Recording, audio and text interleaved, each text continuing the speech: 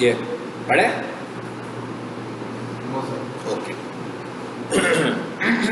Canonical tag. अच्छा जी, canonical tags क्या होते हैं? If you have the same और similar content available under different URLs. कहता है अगर आपके पास एक ही तरह का कंटेंट, अब ये देखें एक ही तरह का कंटेंट का मतलब हमें समझ में आता है कि हम शायद डुप्लीकेट की बात कर रहे हैं, ऐसे ही है ना।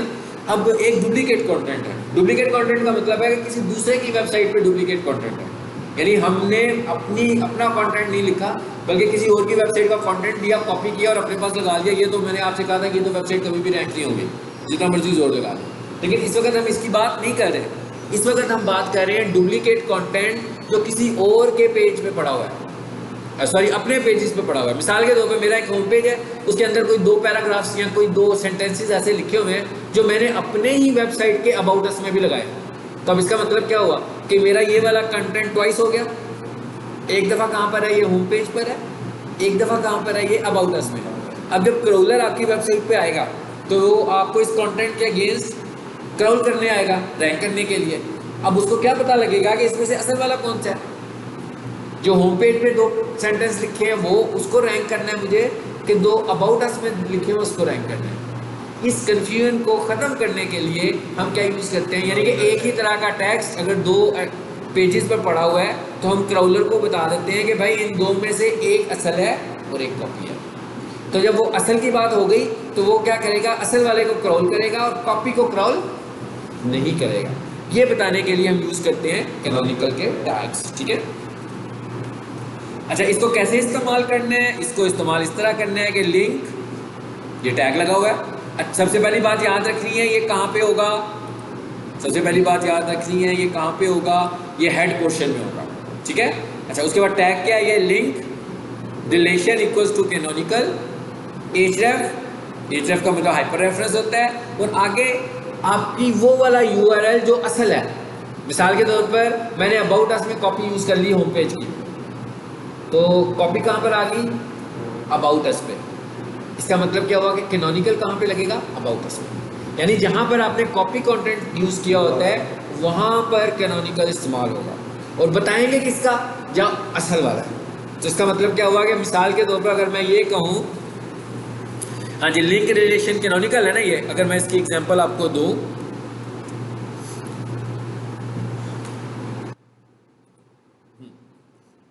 Link relation equals to canonical space href। अब मिसाल के तौर पर हम इस वक्त अबाउट अस पर हैं फॉर एग्जांपल, तो हम यहाँ पर लिखेंगे https://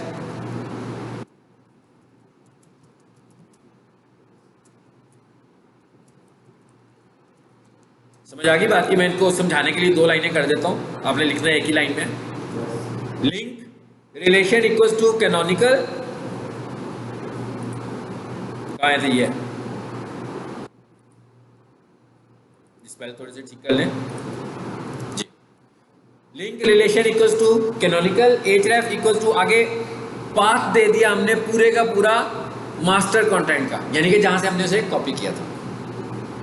समझ आ गई बात की? इसी तरह इसकी एक एग्जांपल ये भी है कि जैसे मैं लिखता हूँ www.dckitchen.org, एक वेबसाइट खुल जाएगी, बेसिकली क्या खुलेगी, उस वक्त भी index.html ही खुलेगी, ऐसे ही है ना। अच्छा, अब मैं दोबारा लिखता हूँ, मैं लिखता हूँ dckitchen.org/index.html, अभी भी वही खुलेगा ना पेज। इसका मतलब क्या हुआ कि एक ही कंटेंट 2 URL से खुल रहा है कि नहीं खुल रहा? यहाँ पर भी कैनोनिकल की जरूरत है हमें, है ना, मतलब यहाँ पर भी ज़रूरत है। अब मैं क्या करूँगा कि अपने होम पेज पे जाकर भी एक कैनोनिकल लगा दूंगा, और वो कौन सा कैनोनिकल होगा, वो ये वाला होगा। अगर आपको मेरी बात समझ में आई है तो वो ये होगा, वो ये होगा, ये सिर्फ क्यों, इंडेक्स की फाइल में तो हम ऑलरेडी मौजूद है ना, index.html में हम मौजूद हैं, लेकिन होता क्या है कि dckitchen.org लिखने से भी इंडेक्स की फाइल ही खुलती है। तो हमने कहा भाई इंडेक्स के अंदर हम ये कह रहे हैं कि ये जो URL है ना, ये कैनोनिकल है। असल में है क्या, URL 2 है, खुलता है एक है। मैंने आपसे कहा हुआ है ना कि जब भी आप किसी वेबसाइट का नाम लिखोगे तो इंडेक्स की फाइल खुद ब खुद खुल जाएगी, तो इसका मतलब है कि वो भी डुप्लीकेट हो जाती है। फिर अब ये क्रॉलर फिर कंफ्यूज हो जाएगा कि डीसी किचन डॉट ओआरजी असल वाला है कि DC kitchen dot ORG index dot HTML असल वाला है। तो हमने इंडेक्स के अंदर जाकर ये भी बता दिया। अब ये वाला इंफॉर्मेशन किस फाइल में दे रहे हैं हम? ये लैंडिंग पेज में दे रहे हैं, होम पेज में दे रहे हैं, यानी बेसिकली कहाँ पर दे रहे हैं हम? इस फाइल में दे रहे हैं। और ये जो इन्फॉर्मेशन मैंने दी है ये कहाँ दी है? बेसिकली हमने ये कहा था कि भाई अबाउट अस में हमने यूज़ किया था, तो इसलिए हमने कहा कि ये अबाउट वाली फाइल के अंदर हम यूज़ कर रहे हैं। ये है कैनोनिकल, समझ में आ गया? आगे क्या कहता है वो? आगे वो ये कहता है कि कैनोनिकल को इस तरह नहीं आपने लिखना। क्या इसमें फ़र्क है? हमने लिखा href और आगे सब पेज का नाम लिख दिया। कहता है नहीं, आपने कैनोनिकल जब भी बताना होगा आपने हमेशा https के साथ बताना है, पूरा URL बताना है, ठीक है? बस उसके बाद नीचे क्या लिखा हुआ आ रहा जी नोट में? यूज वन कैनोनिकल टैग पर पेज। अच्छा, अब हमारे ज़हन में ये भी नहीं आना चाहिए कि फॉर एग्जांपल मैं ये कहूँगा जो अबाउट अस का पेज है ना, उसमें से 2 सेंटेंसेस हमने होम पेज से लिए हैं और 2 सेंटेंसेस हमने गैलरी में से लिए हैं। कहता है ये तो कंफ्यूज करेंगे ना क्रॉलर को भी, वो भी परेशान हो जाएगा कि एक पेज को देखने के लिए उसे 10 पेज देखने पड़ जाएंगे। तो कहते हैं आपको सिर्फ एक कैनोनिकल अलाउ है, यानी आप एक से ज़्यादा कैनोनिकल यूज़ एक पेज में नहीं यूज़ कर सकते, ठीक है? ये थी हमारे बात कैनोनिकल की बात। अब जरा देखें वर्डप्रेस की वेबसाइट में क्या होता है। वर्डप्रेस की वेबसाइट में वो कहता है, क्या वर्डप्रेस की वेबसाइट में होंगे? मैंने आपको शेयर भी किए थे लेक्चर्स इंस्टॉल करने के लिए वर्डप्रेस, अगर आपने लोकल इंस्टॉल करना है तो। कहता है उसमें ये प्लगइन होगा एसईओ का, आप इस पर आओगे। उसके बाद अच्छा, उसके बाद आपने क्या करना है? एडवांस पे क्लिक करना है और एडवांस के बाद आपने यहाँ नीचे आ जाना है कैनोनिकल में, यानी यहाँ पर कैनोनिकल देने का तरीका बता रहे हैं। और यहाँ पर आकर आपने URL दे देना है। यहाँ पर आपको टैग नहीं लिखना, यहाँ पर आपको URL लिखना है, टैग नहीं लिखना है। URL कैसे लिखना है? सिर्फ इस वो कह रहा है URL लिखना है। URL का मतलब ये, इसे मैं कॉपी करूँगा और कहाँ पेस्ट कर दूंगा? इस हिस्से में। यानी यहाँ पर हमें कैनोनिकल बताने की ज़रूरत नहीं, यहाँ पर हमें सिर्फ और सिर्फ URL पेस्ट कर देना है, ठीक है? ये होगी बात खत्म। आगे क्या लिखा हुआ आ रहा है जी? What is meta no index? इसका क्या मतलब होता है? What is meta no index? Robots की फाइल पढ़ी थी ना हमने। रोबोट्स की फाइल में हम लोगों ने इंडेक्सिंग को सीखा था कि इंडेक्सिंग क्या होती है, और हमने कहा था कि भाई डायरेक्टिव्स हैं हमारे पास, अलाउ कर दोगे तो अलाउ हो जाएगा, डिसअलाउ कर दोगे तो डिसअलाउ हो जाएगा। वो कहता है कि आपके पास पेजेस तो बहुत सारे हैं वेबसाइट के ऊपर, अगर आप किसी पेज को चाहते हैं कि वो इंडेक्स ना हो, अगर हम चाहते हैं कि कोई भी पेज हमारा इंडेक्स ना हो, तो बजाय इसके कि आप रोबोट्स में जाने की बजाय आप ये काम उस पेज के ऊपर भी कर सकते हो। यानी मैं कहता हूँ मेरा अबाउट अस का जो पेज है वो इंडेक्स ना हो, तो कहता है अबाउट अस के पेज पर आए और क्या लिखें आकर? मेटा, ये वाला एक मेटा लिखे, मेटा। अब रोबोट की फाइल नहीं बना रहे, अब फाइल की हेड में ही टाइप कर रहे हैं meta name equals to robots content equals to no index. इसका क्या मतलब हुआ? इसका ये मतलब हुआ कि भाई इस फाइल में मैं कुछ करने लगा हूँ, इसको भी आजकल में ना इंडेक्स नहीं होना चाहिए। जब ये टैग लग जाएगा तो उधर से अलाउ भी होगा तो भी ये इंडेक्सिंग में नहीं आएगा। अब ये 2 लाइनें मैंने लिखी हुई हैं, एक में मैंने लिखा हुआ है सिर्फ गूगल का बॉट और एक का मतलब है कि सारे बॉट्स। रोबोट्स का मतलब होगा कि जितने भी क्रॉलर्स हैं सारे के सारे, और इंडेक्स गूगल बॉट का मतलब है कि सिर्फ गूगल बॉट की बात हो रही है, ठीक है? लीजिए काम हमारा हो गया ख़त्म कैनोनिकल का। अच्छा, एक टॉपिक और देखते हैं क्या है? Link juice. लिंक जूस से क्या मुराद है? लिंक जूस किसे कहते हैं? ठीक है, पीने वाला जूस नहीं है, लिंक जूस है क्या? बेसिकली हम ये कह रहे हैं कि हमारे पास एक वेबसाइट है जिसकी अथॉरिटी बहुत अच्छी है, डोमेन अथॉरिटी बहुत अच्छी है, और एक वेबसाइट है जिसकी डोमेन अथॉरिटी अच्छी नहीं है, इसलिए हम लिंक बिल्डिंग करते हैं। जैसे हम ये कहते हैं भाई हमने एक नया कंप्यूटर कॉलेज खोला है, तो हमने सड़कों पे बैनर्स भी लगा दिया, ठीक है, हैंडबिल्स भी बांट दिए। उसके बाद हमने क्या किया, हम पैकेजेस मॉल में गए और वहाँ पर जो ब्रांड्स हैं, बड़ी बड़ी ब्रांड्स हैं, उनसे भी हमने कुछ तय कर लिया। हमने कहा भाई हमने अपनी स्टैंडर्ड्स लगानी है आपकी एंट्रेंस के ऊपर, कि जब भी कोई भी बंदा आपके पास आएगा कोई चीज़ खरीदने के लिए, तो जब वो आपके दरवाजे से अंदर एंटर होगा उसमें हमारी स्टैंड ही नज़र आएगी। अब एक आपका बैनर लगा हुआ है सड़क के ऊपर और एक आपकी स्टैंड ही लगी हुई है एक ब्रांड के अंदर, ज़्यादा अच्छा कौन सा होगा? ब्रांड वाला होगा ना। यानी इसका मतलब क्या होगा? असल में हम उसकी रेपुटेशन को कैश कर रहे हैं। It is called link juice, इसी को हम कहते हैं लिंक जूस। कि हम क्या कह रहे हैं, हम ये कह रहे हैं कि किसी और की जगह पर जाकर जब हम अपना लिंक ऐड करते हैं तो हमें लिंक जूस मिल जाता है, यानी हमें एक अच्छी रेपुटेशन उससे मिल जाती है, एक अच्छा, आप समझ लो एक लिंक जूस से हमें एक पॉइंट मिल जाता है। लेकिन इसका मतलब ये नहीं होता, मिसाल के तौर पर अगर हमने वहाँ पर फ्लेक्सी लगा दी तो उसकी रेपुटेशन में कोई कमी तो नहीं होगी, मगर उसकी रेपुटेशन में तो कोई कमी नहीं होगी ना, वो तो ब्रांड जितनी मशहूर है उतनी ही मशहूर रहेगी। लेकिन उसका हमें यह फ़ायदा हो सकता है कि जो उसके क्लाइंट्स उधर जा रहे हैं वो हमारी स्टैंडिंग को देकर हमसे रब्ता कर लें, तो इसका मतलब क्या होगा कि हम अपनी गुडविल को इम्प्रूव कर लिया उधर भेज के। सेम इसी तरह लिंक बिल्डिंग भी हम करते हैं, जो अच्छी अच्छी पॉपुलर वेबसाइट्स होते हैं वहाँ पर जाकर हम अपनी वेबसाइट के लिंक लगाते हैं, तो हम उनका जो लिंक पावर होती है वो कैश करते हैं, उनकी अथॉरिटी को कैश कर लेते हैं। It is called link juice, इसको लिंक जूस बोलते हैं, ठीक है। Link juice is the term used in the SEO world to refer to the value passed from one page और साइट टू अनदर, यानी एक साइट से दूसरी साइट को जो वैल्यू पास हो रही होती है, this value is pass through hyperlinks, यानी कि ये कैसे पास होगी, हाइपरलिंक्स के थ्रू पास होगी। Search engine sees link as vote by the other website, क्या कहता है, कहता है सर्च इंजन को कहता है कि भाई आपके 10 लिंक लगे हुए हैं अच्छी वेबसाइट्स के ऊपर, तो वो बेसिकली आपको वोट कर रहे हैं कि भाई ये अच्छी वेबसाइट है।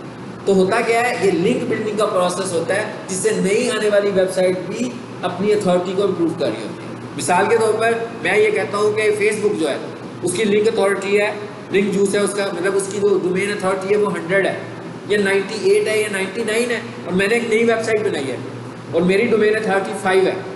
इसका मतलब क्या हुआ कि मैं फेसबुक पे जाकर अपनी प्रोफाइल बनाऊंगा, मैं लिंक्डइन पे जाकर अपनी प्रोफाइल बनाऊंगा, मैं ट्विटर पे जाकर अपनी प्रोफाइल बनाऊंगा, और दूसरी जगहों पर जब मैं अपनी प्रोफाइल बनाऊंगा तो होगा क्या, बेसिकली मैं अपनी डोमेन अथॉरिटी को इस तरह ग्रो करने के लिए ये सारा काम कर रहा हूँ। It is called link juice, ठीक है जी। ये कॉन्सेप्ट था, ये आपको समझा दिया। आगे आ जाते हैं, ये क्या है, HTTP और HTTPS, ये भी नहीं पढ़ा ना पहले जी। HTTP क्या होता है, हमारे पास कुछ वेबसाइट्स होती हैं जो प्रोटेक्टेड होती हैं, जिनको लॉक लगा होता है, सिक्योर होती हैं, और कुछ होती हैं जो सिक्योर नहीं होती हैं। ये उसकी एग्जांपल है, नीचे पहले एग्जांपल देख लें। जैसे ये सिक्योर है और ये नॉन सिक्योर। इसका मतलब क्या है, इस पर हमने SSL खरीदी हुई है, इस पर हमने SSL नहीं खरीदी हुई। जो सिक्योर वेबसाइट्स होती हैं कॉल्ड HTTPS, और जो अनसिक्योर वेबसाइट्स होती हैं उनको हम बोलते हैं HTTP पर है। ये वेबसाइट्स ये HTTP पर है, ये अनसिक्योर है, ठीक है। HTTPS is HTTP with encryption, कहते हैं जो HTTPS होती है बेसिकली ये भी HTTP होती है, लेकिन HTTP इंक्रिप्टेड होती है। क्या मतलब, मिसाल के तौर पर जैसे आप किसी को कोई लेटर लिखते हो TCS करने के लिए, तो इट इज़ नॉट पॉसिबल कि आप एक लेटर लिखें वही वाला कागज़ TCS को दे दें और वही TCS वाले ले लेकर जाएं कि बाकी के रास्ते में भी लोग पढ़ रहे होंगे क्या चीज़ है ये। वो क्या करते हैं, पैक कर देते हैं उसको, कभी बॉक्स में डाल देंगे, कभी लेटर में डाल देंगे। तो इसका मतलब क्या होगा कि वो इनक्रिप्ट हो गया, ठीक है ना। अब जो टारगेट पे जब वो पहुंचेगी जिसके लिए आपने लेटर लिखा है, तो वो उस लेटर को पहले फाड़ेगा, उसके अंदर से आपका खत निकलेगा और वो उसको पढ़ेगा। तो इसका मतलब क्या हुआ, सेव हो गया।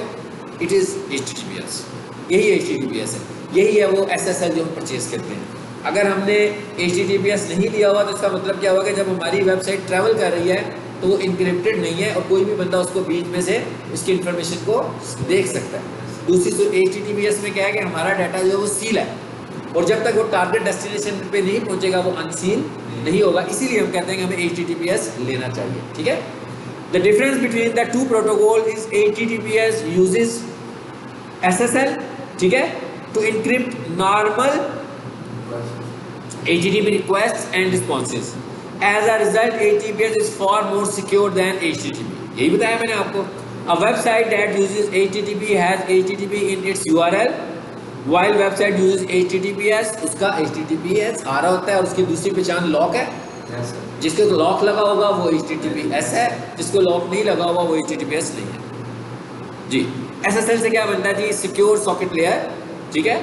Secure socket layer is a standard security technology for establishing and encrypted link between server and client. अच्छा, ये सर्वर एंड क्लाइंट का क्या मतलब है, मतलब हमारी वेबसाइट एक वेब सर्वर पर होस्ट हुई हुई है ना, तो वो सर्वर है, और आपकी वेबसाइट को कभी कोई बंदा कनाडा से बैठ के देख रहा है, कभी कोई फैसलाबाद से देख रहा है, कभी कोई लाहौर से देख रहा है, कभी कोई कराची से देख रहा है, तो इसका मतलब है वो क्लाइंट साइड है जो आपकी वेबसाइट को देखा जा रहा है, ठीक है। Typically a web server and a browser, कहते हैं ये बेसिकली इसको और आसान तरीके से समझना हो तो एक आपका वेब सर्वर है जो आपकी वेबसाइट है, और एक आपका ब्राउजर है, जैसे कोई क्रोम से देख रहा है तो कोई किसी और ब्राउजर से देख रहा है।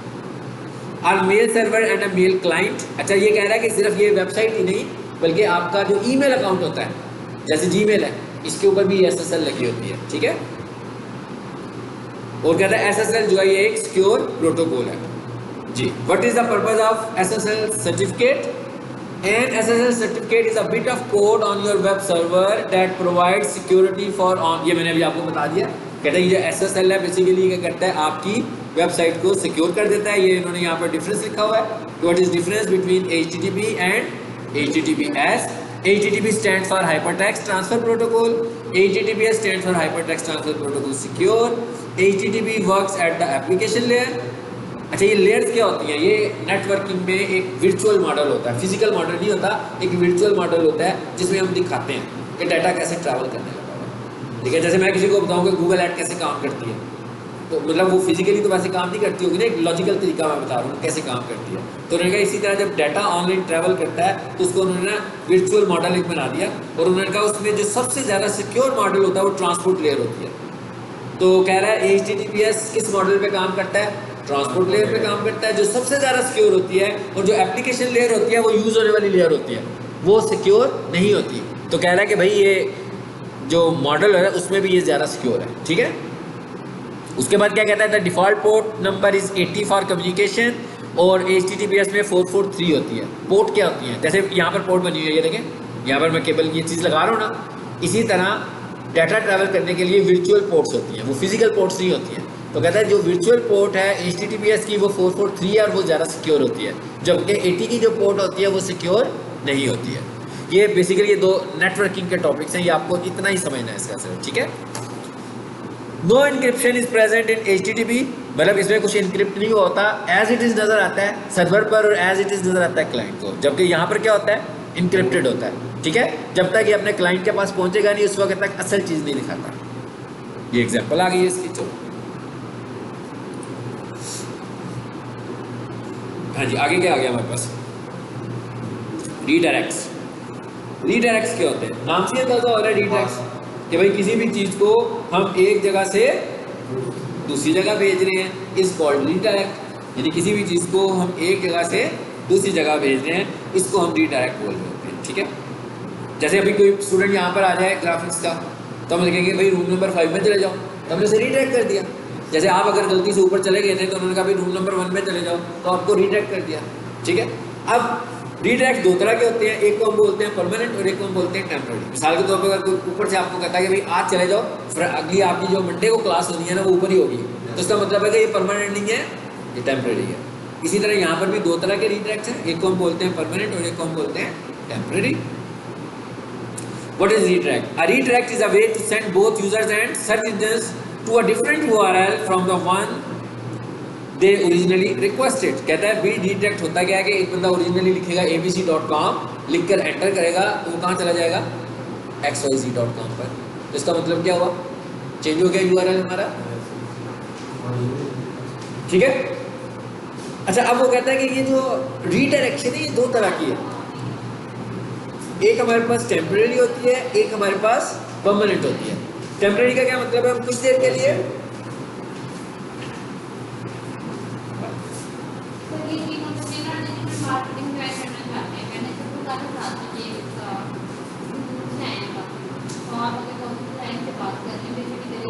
बिठा देते।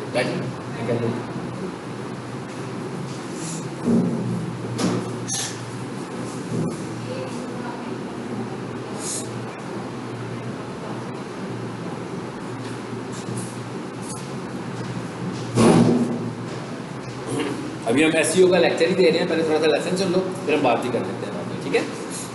अच्छा अब हमारे पास जो रीडायरेक्ट्स होते हैं दो तरह के रीडायरेक्ट्स हैं, ठीक है। एक टेम्परेरी है और एक परमानेंट है। मतलब मैंने लिखा xyz.com, लिख के जैसे ही मैंने एंटर किया ना, या मैं कहता हूँ मैंने लिखा peaksolutions.edu.pk, लिख कर एंटर कर रहे हैं तो जियो की वेबसाइट खुल रही है।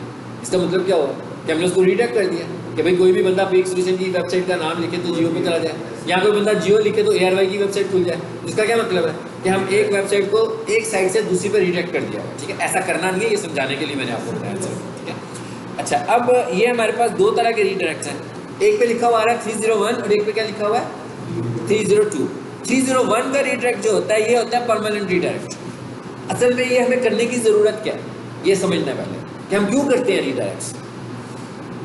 कहता है ये नंबर 1, पहली बात क्या कह रहा है, कहता है 301 का जो नंबर है ये परमानेंट है, 302 का जो नंबर है ये टेम्परेरी है। अभी हम परमानेंट की बात कर रहे हैं। कहता है URL has been moved permanently to another URL। कहता है भाई मिसाल के तौर पर मेरा एक क्लाइंट है, उसने मुझसे काम शुरू करवाया था कोई 2000 में, और उस वक्त उनकी कंपनी का नाम था दस्तगीर इंजीनियरिंग। इसका मतलब क्या हुआ, उन्होंने डोमेन बाय की होगी दस्तगीर इंजीनियरिंग के नाम से, उनकी वेबसाइट क्या होगी dastgirengineering.com। आज उन्होंने क्या किया, उनके बच्चे बड़े हो गए, उन्होंने कहा कि कंपनी का नाम चेंज करें पापा, उन्होंने कंपनी का नाम चेंज कर दिया। अब उन्होंने कंपनी का नाम दस्तगीर इंजीनियरिंग की बजाय, ठीक है ना, रख दिया जी किचन मास्टर। अब डाटा उनका सारा पड़ा हुआ है, उनका क्लाइंट भी तो है ना इतने साल पुराना। तो उन्होंने कहा कि यूँ करते हैं, एक और वेबसाइट बना लेते हैं किचन मास्टर के नाम से, लेकिन जो हमारी पुरानी वेबसाइट है उसको भी चलने देते हैं, ताकि कोई भी बंदा जो हमें जानता है दस्तगीर इंजीनियरिंग के नाम से, वो जब दस्तगीर इंजीनियरिंग लिखे एंटर करे तो किचन मास्टर पे आ जाए, और जो किचन मास्टर पे हो वो भी इस पर आ जाए, मतलब एक पर्पस।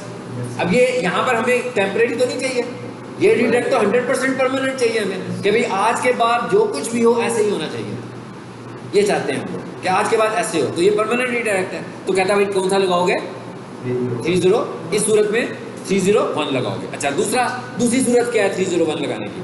दूसरी सूरत ये है कि मैंने आज से 4 साल पहले एक वेबसाइट ली, ठीक है, और वो वेबसाइट कैसी थी भाई, वो जब मैंने वेबसाइट 4 साल पहले ली थी ना, तो वो वेबसाइट ऐसी थी, नॉन सिक्योर थी, ठीक है, मतलब सिक्योर नहीं थी। कैसी नहीं थी? ऐसी नहीं थी, इसके ऊपर लॉक लगा हुआ है ना, आपने भी देखा होगा कि सर वेबसाइट पे लॉक होता है, कुछ पे नहीं लॉक लगा होता। तो जो लॉक लगा होता है इसका मतलब है ये सिक्योर वेबसाइट है, जिस पे लॉक नहीं लगा होगा वो नॉन सिक्योर वेबसाइट है। अब 2 साल के बाद मैंने डिसाइड किया कि भाई वैसे भी अब तो आजकल कंपनीज वाले भी कहते हैं, होस्टिंग कंपनीज भी आपको यही कहती हैं कि भाई अब आप कंप्रोमाइज़ ना करें, आजकल हालात बड़े ख़राब हैं, हैकर्स बहुत फिरने लगे हुए हैं, अगर आपकी वेबसाइट सिक्योर नहीं है तो हैक हो सकती है, रिस्क फैक्टर है आपकी वेबसाइट पर। तो वो कहते हैं कि अब तो आप SSL ज़रूर लें। पहले हम ये होता था कि नहीं लेते होते थे, क्योंकि हमें SSL खरीदने के लिए भी पैसे देने पड़ते हैं, लेकिन अब तो हम यही लेते हैं। तो अब हमने क्या किया, 2 साल पहले तो SSL नहीं थी, आज हमने SSL ले ली। और मैंने आपको अभी लेसन में पहले बताया क्या, कि जब ये नॉन SSL थी तो ये HTTP थी। इसका मतलब क्या होगा, ये वेबसाइट कैसे खुलती होगी, http.dastgirengineering.com। लेकिन अब आज हम क्या कह रहे हैं, इसको प्रोटेक्ट कर लेते हैं। तो अब ये किस पर चलेगी, HTTPS पर चलेगी। अब इसका नया एड्रेस क्या बन जाएगा, https.dastgirengineering.com। चेंज हो गया ना, यानी HTTP से HTTPS हो गया। ये वाला काम ही हमें परमानेंट चाहिए।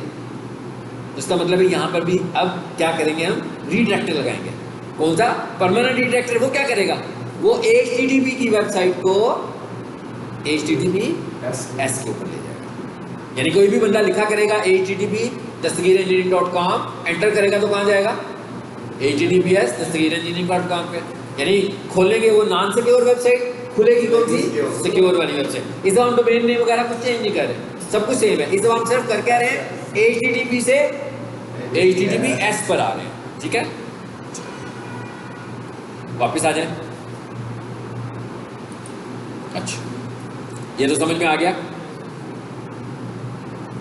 अच्छा, उसके बाद मोस्ट इंपॉर्टेंट बात जो है ना, वो दूसरे बुलेट में लिखी हुई है, क्या, 301 redirect passes between 90 to 99% of link equity। Link equity का मतलब रैंकिंग पावर। अब हम क्या कह रहे हैं, भाई इतने साल पुरानी वेबसाइट है, तो मेरे क्लाइंट ने SEO भी कराई थी, इसकी SEO करवाई तो इसकी वेबसाइट रैंक भी कर रही थी।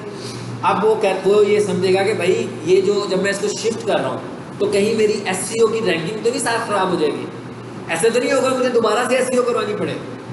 तो वो ये कहता है कि जब आप परमानेंटली एक URL से दूसरे URL पे शिफ्ट होते हैं तो आपकी SEO को कोई फर्क नहीं पड़ता, यानी आपको नए सिरे से SEO करवाने की ज़रूरत नहीं है अगर आप परमानेंट हैं। ये बहुत बड़ा एडवांटेज है परमानेंट का। मतलब मैंने SEO तो करवाई थी दस्तगीर इंजीनियरिंग की, ठीक है ना, उसकी करवाई हुई है। अब वो इधर आ रही है तो कहता है भाई वो जब इधर आएगी तो ये ना हो कि उसकी SEO ही खत्म हो जाए, SEO रहेगी उसकी। तो कहता है जब आप परमानेंट मूव करते हैं तो SEO साथ मुतासिर नहीं होती है, ठीक है। ये एग्जांपल आ गई जो मैंने भी आपको समझाया है, ये वाली एग्जांपल भी आ गई कि HTTPS पे माइग्रेट कर जाते हैं। दूसरा कौन सा रीडायरेक्ट है जी, 302। It indicates that URL has been temporarily moved to another URL। इसका क्या मतलब है कि भाई वक्ती तौर पर हमने मूव किया है। जैसे आप देखते हो ना आपके लोकेशन में रेजिडेंशियल एरिया में अक्सर शॉप्स होती हैं, तो उन्होंने कुछ मेंटेनेंस करनी हो तो क्या करते हैं, अपना सामान उठाते हैं और दूसरी शॉप में रख लेते हैं और बाहर एक बैनर लगा देते हैं, जनाब हम आर्जी तौर पर यहाँ बैठे हुए हैं, ऐसे ही है। फिर महीने के बाद वापस अपनी शॉप में आ जाते हैं जब काम खत्म हो जाता है। सो ये वाला शिफ्ट जो है ये टेम्परेरी है, ये परमानेंट नहीं है। तो इसका मतलब क्या हुआ, ये वेबसाइट में क्या मसला है इसका, वेबसाइट में इसका ये मतलब है कि एक बंदे ने 2 महीने के बाद, 1 महीने के बाद, साल के बाद कहा भाई अपनी वेबसाइट को ज़रा अपग्रेड कर लेते हैं। तो इसका मतलब क्या होगा, चेंजेस करने लगा हुआ उसमें। तो उसने कहा कि इस वक्त चेंजेस कर रहा हूँ मैं, तो एक वर्जन और रख लेते हैं जो परमानेंट रहेगा, उस पर शिफ्ट कर जाए, ताकि मेरा जो कस्टमर है उसको प्रॉब्लम ना हो। ये ना हो मैंने वेबसाइट बंद की हुई है तो कि इसकी तो वेबसाइट ही नहीं चल रही, तो हम उसको टेम्परेरी तौर पर एक जगह पर शिफ्ट कर रहे हैं दूसरी वेबसाइट के ऊपर। सो ये वाला रीडायरेक्ट क्या कहलाता है, 302 रीडायरेक्ट कहलाता है। It indicate that URL has been temporarily moved to another URL, कि भाई वक्ती तौर पर हमने मूव किया हुआ, परमानेंट नहीं किया हुआ। Search engines don't immediately pass page rank to destination URL, कहता है यहाँ पर SEO शिफ्ट नहीं होगी, यहाँ पर आपकी SEO लॉस्ट होगी, ठीक है। यानी क्योंकि ये तो हम परमानेंट कर भी नहीं रहे ना, मतलब मैंने 10 दिनों के लिए काम किया, 15 दिनों के लिए काम किया, तो 15 दिन तक आपकी SEO साथ चलेगी नहीं, रुक जाएगी।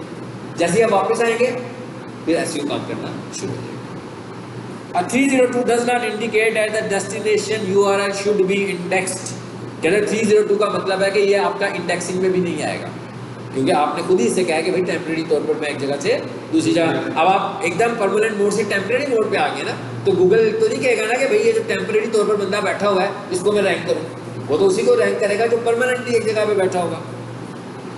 It can be use in case of AB testing. AB testing का क्या मतलब होता है, AB टेस्टिंग का मतलब ये कि जहाँ पे मैंने आज 1 घंटे का लेक्चर दिया इसी टॉपिक पर, 1 घंटा इसके बाद एक और क्लास मैंने पढ़ाई और फिर मैंने सेम लेक्चर दिया, मैं खुद से एनालिसिस करना चाह रहा हूँ कि मैंने कौन सा लेक्चर ज़्यादा अच्छा दिया। तो इसका मतलब क्या हुआ कि मैं अपने एक लेक्चर को अपने ही दूसरे लेक्चर से कंपेयर कर रहा हूँ। सेम इसी तरह वो ये कहता है कि आपने 2 वेबसाइट्स बनाई एक ही जैसी तकरीबन, और आपने देखना है कि इनमें से अच्छा रिस्पॉन्स कौन सी वेबसाइट कर रही है।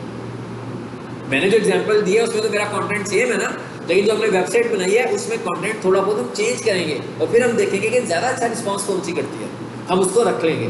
जब हम अपनी ही 2 चीज़ों को कंपेयर करते हैं तो इसे बोलते हैं AB टेस्टिंग, अपनी ही 2 चीज़ों को कंपेयर करें। जैसे मिसाल के तौर पर फेसबुक पे ऐड चलाते हैं, तो आज मैंने 1000 रुपये लगाए और ऐड एक डिफरेंट तरीके से बनाया और मुझे पता लगा कि जनाब इसके अगेंस्ट मुझे जो 15 मैसेजेस आ गए।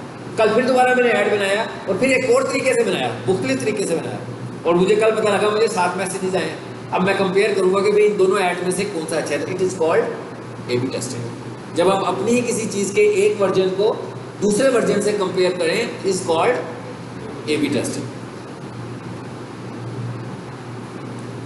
ठीक हो गया, ये मैंने लिखा हुआ है। चलो आज का लेक्चर हम यहाँ पे ख़त्म करते हैं। और ये वेबसाइट है कोरा, कोरा पे जाना है आपने, इधर जाकर भी अपना अकाउंट बनाएं। ये एक फोरम है, क्वेश्चन आंसर्स का फोरम है, ठीक है। यहाँ पर लोग सवाल भी पूछ रहे होते हैं और यहाँ पर आपको जवाब भी मिल रहे होते हैं, ठीक बताया था ना आपको पहले भी। तो इस पर भी अपना अकाउंट बनाएं, और जो मेरा वो वाला अकाउंट है कौन सा, टिकटॉक का भी मैं आपसे शेयर करूँगा, उसके अंदर भी मैंने डेफिनेशन भेजी हुई है सारी, ठीक है। चलो।